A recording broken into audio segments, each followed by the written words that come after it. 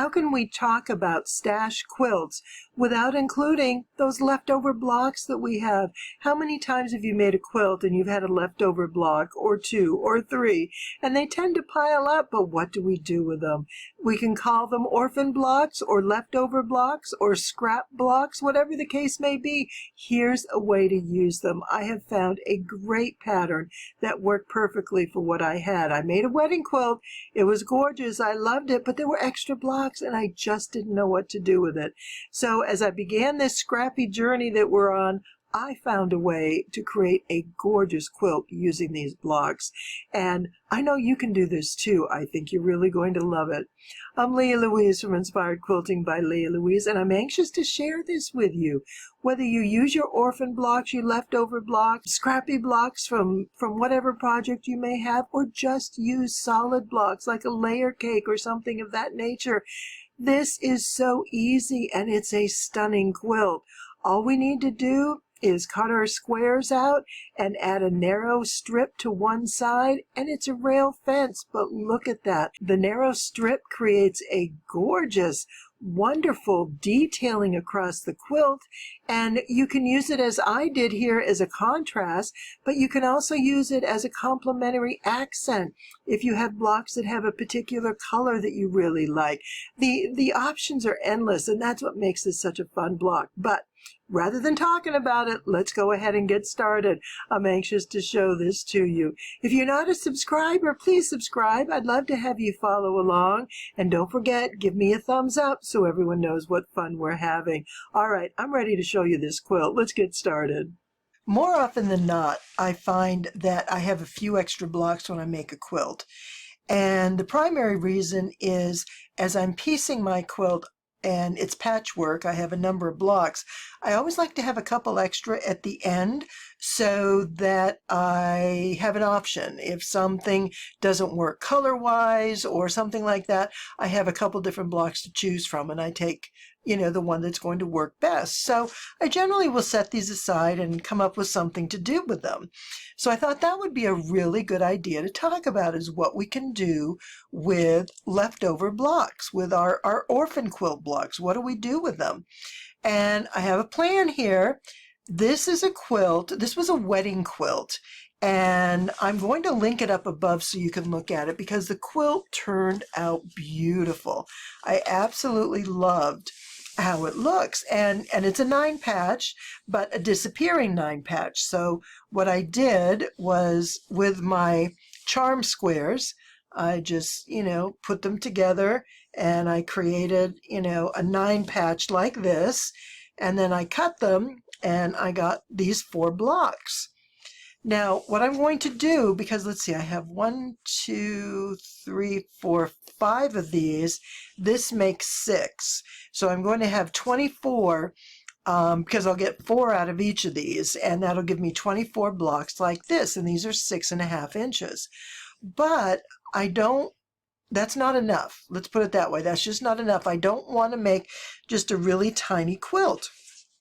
So I thought, okay, what I can do is alternate some blocks, because I do have some extra fabric from the quilt, and this was a bunch. I had bought a bunch of it to use for the backing. Actually, I had a couple different fabrics, and this one I had left over, and it's a beautiful, beautiful fabric. It's the extra wide. It was pretty pricey, and so I knew there's something I'm going to do with it. So I have plenty. That's not an issue. So what I'm thinking is I can use these blocks and alternate with just this fabric. Now if you look at it, I'm going to move it up close. You can see that it's a tone-on-tone print. So it's not just a plain white. All of these are basically low volume. They're white on white, or there's some of these beigey ones, because I didn't want to be totally monochromatic because it's boring. I wanted to add a little bit of dimension, and I put that mostly in this center square so that it would be the smaller piece and it would spread itself throughout the quilt. So with that being said, I thought, all right, so I'll have a bunch of these, and they're going to alternate around this. And, that's nice, but, it's all white. And what am I going to do with that? And it's just, white is not my thing. It's great for a background or to use as an accent, but it's certainly not an all-over quilt that I want to do. And I need to have something pop in here. Well, you see where I'm going, right? So I have these wonderful colors, and I thought, well, how can I incorporate this? Now, at this point, I'm going to pause because I'm going to show you another quilt that I did, but it's sort of different, but the same. So let me just put this here, and you probably remember these. This was the first one. I had made some 8-point stars out of layer cakes, and that required me to cut the layer cake down to 8.5 inches. So I had all these 1.5 inch strips, 1.5 by 10 inch strips of K-facet fabrics, and I loved them, and they were beautiful, and I thought, oh my gosh, I have to find something to do with it. So I created this low volume quilt and just sporadically placed in 3 to 4, strips throughout the quilt. And let me show you on the back side. So it's not terribly large. It's a smaller baby quilt, but these are all 5-inch squares, and then I randomly placed the smaller strips as I'm sewing along, as I was strip piecing. And that all, or excuse me, as I was chain piecing, and that all worked really well. Well, I had so much fun making this, I thought, well, let me do it in the reverse. I apologize if I'm messing up the focus. The camera and I haven't quite come to terms yet on that. But here's another one. So what I did here is instead I used the bright and bold batiks for my background and used narrow strips, and a stripe strip worked so awesome. I absolutely love this. Now, this is a pattern that you can download for free. It's down below in the description. So if this is something that you think you'd like, both of them are all scrap or stash fabric. These are charms. You can mix, just basically a color scheme that you like, and choose colors that work well, but choose darks, choose lights, get contrast, and then make these strips really stand out bold. And this is a really fun idea. And again, on this, these are all different low volume fabrics, and I mixed, regular prints with batiks and all different kinds of things, and so you get this really great pattern. And I love how these quilts turned out. So like I said, you can download that below, but keep this in mind when I show you what I want to do with this next one. So we are going to take these white blocks right here, and they're going to alternate with a solid. So I'll have 24 probably of each and have 48, maybe 49, go 7 by 7. I haven't quite decided how all that's going to work out. But what I'm going to do is I want to take one square and I'm going to cut a 1.5 inch strip out of these differing pink fabrics. And I'm going to need, well, I've got 5 different fabrics, and I'll need, a number of strips from each one. But I'm going to do it on every block. So we're going to have a 1-inch rail, a 1-inch strip on one side. And I'm going to make a rail fence of sorts.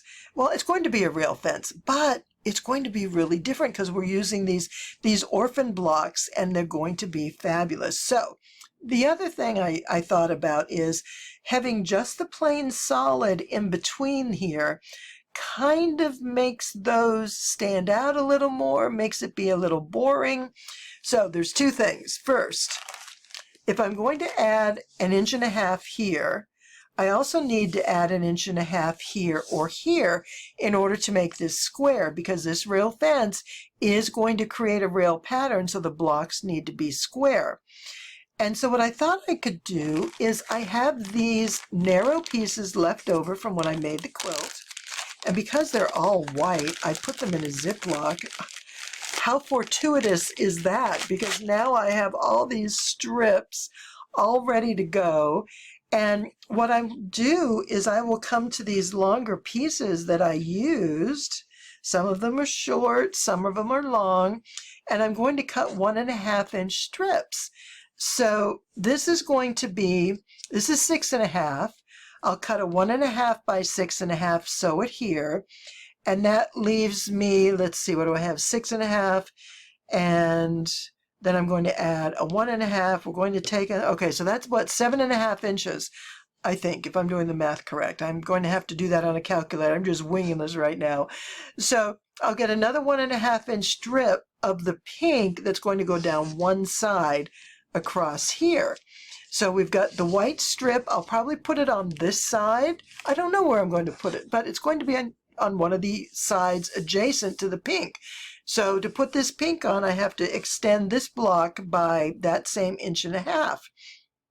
Then once I get all these blocks together, I can go ahead and piece them into the rail fence, which is going to be so much fun. You're just going to love how this quilt turns out. I am excited.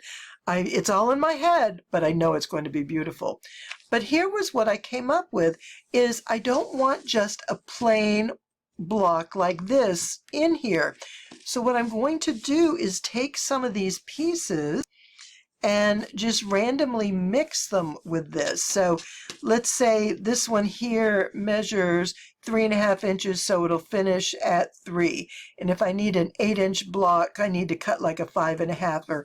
So I will cut varying strips out of this and mix it with this.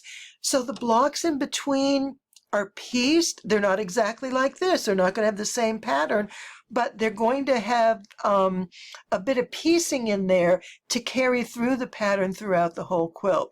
I think that's going to be cool. Now, there's no reason why you can't just use a solid block, and that works absolutely fine. And nothing says you can't use a solid block of a color like this instead of doing the strips. But I so liked these random rails running through here that I thought that would be such a perfect finish. So I'm going to get a few of these pulled together. I'm going to get them started so I can show you what I'm thinking about. Like I said, I just got the idea and I wanted to get started on it and pull the pieces together and show you. And now I'm going to go ahead and make some blocks.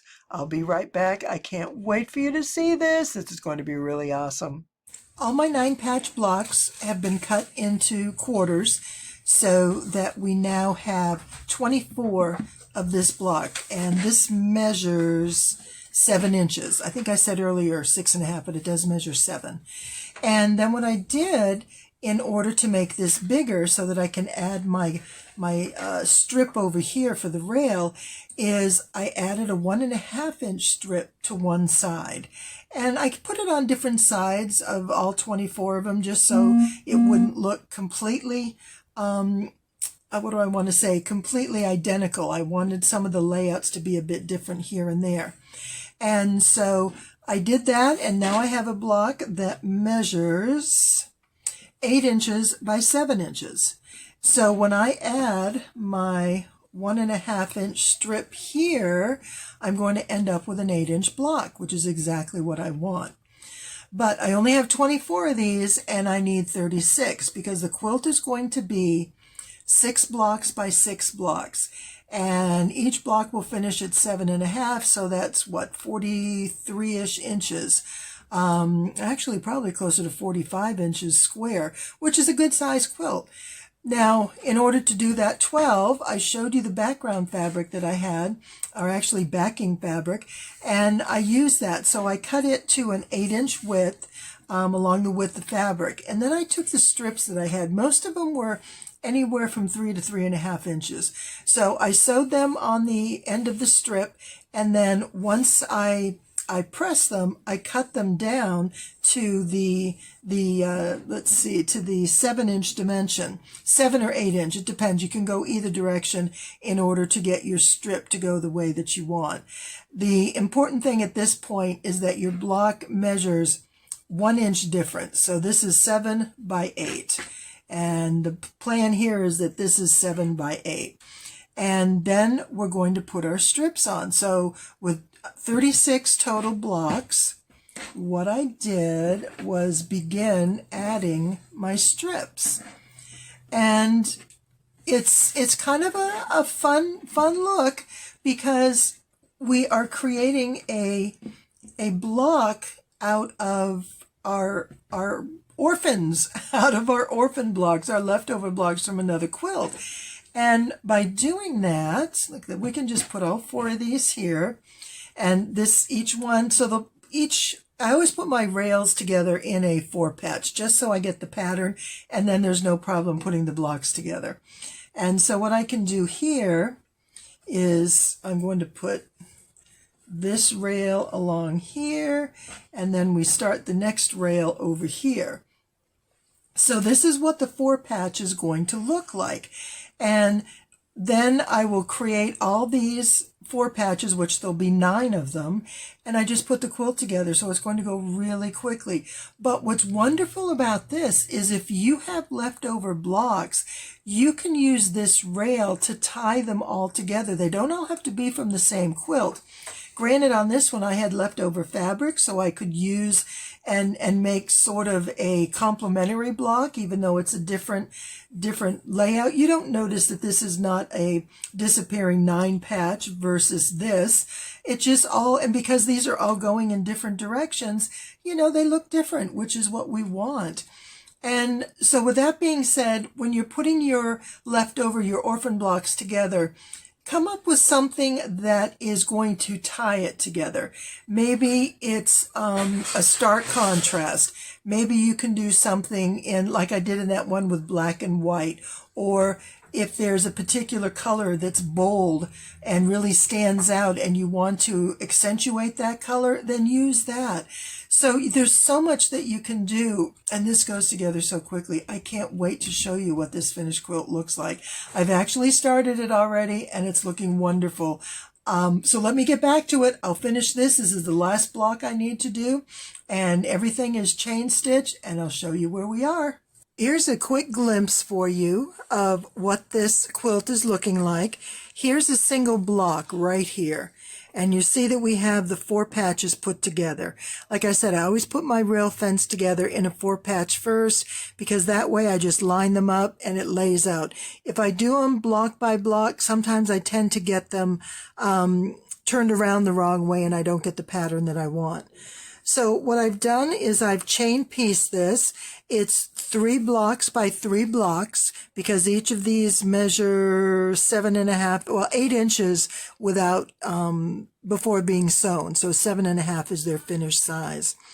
But let me show you up here how it looks sewn together. And you get this really fun pattern. So here's a couple of the 2, and you can see these are different sizes. So it works really well throughout the quilt. There's a lot of patchwork going on, and that works out terrific. And everything just lines up well. The rails look good, but this is such a great way to use your orphan blocks, to use up those extra pieces. And even if it's just random squares of fabric, it's the same kind of situation that you can do. And you just find something. In this case, I really had an easy palette to work with. It was white. So, and anything was going to work great. And I just happened to have these. This is one of my newest batiks, and I really liked it. And I thought, all right, I'm going to use that. And then I brought some other batiks and prints in the same colorway, and I think it looks wonderful. I really, really like this. So I'm going to get a picture of you once it's all pieced together. I'll get the final seam put in here and show you what it looks like. But I hope you've enjoyed this and you have some ideas of how to use your scraps and your stash fabrics, but also how to use those extra blocks, your orphan leftover blocks. Don't let them just sit in a pile and just collect dust. Let them sit in a pile until you have enough, and then make a quilt with them. Sometimes it may mean cutting them diagonally, making half square triangles. Sometimes it may be, using sashing, or in this case, sashing would have been great for this, but I really like this rail fence. And you know what I was thinking as I put this together? Oh my goodness. How awesome would it be to put this quilt on point and have these diagonals come from corner to corner? That's something to think about. I'm not going to do it with it today, but once this quilt is finished, and it is a 9 patch, so it's easy just to add a corner on each side in order to make it an on-point quilt. Remember that pink one we did not too long ago with the, oh my goodness, it was an alternating 9 patch, and it was pink and white. Oh, what a coincidence, huh? How funny is that, this being pink and white as well? But you know what? I'll put a link for that up above because that was a really fun quilt and so easy in order for you to do an on-point quilt. So something to think about. We've got lots of ideas here. Let me get a picture of this and show you what we have. I sure appreciate you being here. It's been fun sharing this with you.